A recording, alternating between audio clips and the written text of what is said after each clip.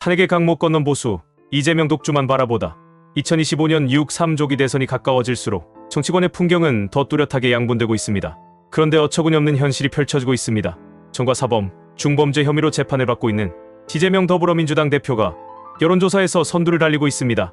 국민의힘은 여전히 단일 후보를 세우지 못한 채 혼란과 정체 속에서 허우적대고 있습니다.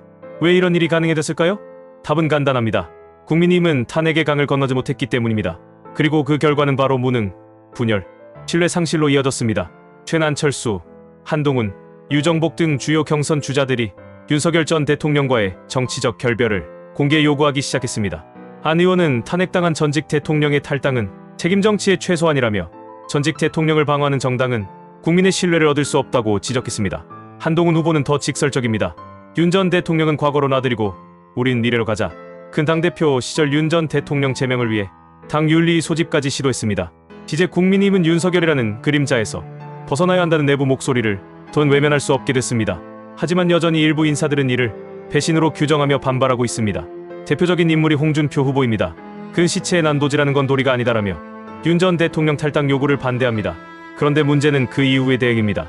기자들이 본인의 과거 정치 브로커 명태균과의 관련 의혹을 질문하자 홍 후보는 신경질적으로 반응하며 이재명에게 형수 이야기나 물어보라고 언성을 늦췄습니다. 정치인은 질문받을 자유만큼 대답할 책임도 있어야 합니다. 정책으로 승부해야 할 시점에 감정적 대응으로 본질을 흐린 모습은 오히려 당 전체의 이미지에 먹칠이 됩니다. 지금 국민의힘이 보여줘야 할 태도는 과거에 대한 집착이나 내부 눈치 보기가 아니라 미래로 가는 집단적 결단력입니다. 국민의힘이 윤 전 대통령과의 어정쩡한 관계를 유지하면서 탄핵 찬반 프레임을 끊어내지 못하고 있는 지금 보수 진영의 지지율은 바닥에 머물러 있습니다. 여론조사에 따르면 주요 국민의힘 주자들이 모두 한 자릿수 지지율을 기록하고 있고 출마조차 하지 않은 한덕수 대통령 권한대행이 7%를 기록하며 이재명 대표와 격차를 좁히지 못하는 상황입니다. 이재명 대표는 분명 사법 리스크가 있는 인물입니다. 그럼에도 불구하고 독주하고 있는 이유는 간단합니다. 국민의힘이 대안이 되지 못하고 있기 때문입니다. 윤석열 전 대통령은 이미 탄핵된 인물입니다. 계엄령 선포 시도는 헌법 위반이었고 헌재는 정치가 아닌 법의 잣대로 파면 결정을 내렸습니다. 그럼에도 이를 부정하거나 감싸는 태도는 당의 정체성을 흔들 뿐입니다. 보수는 윤석열의 당이 되어선 안 됩니다. 지지는 국민의 당으로 다시 태어나야 합니다. 당장 감정적 배신 프레임을 버리고 탄핵의 강을 넘어 내부 정비와 통합을 이루어야 합니다.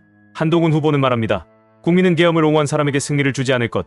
그 말이 사실이라면 국민의힘은 지금 당장 결단해야 합니다.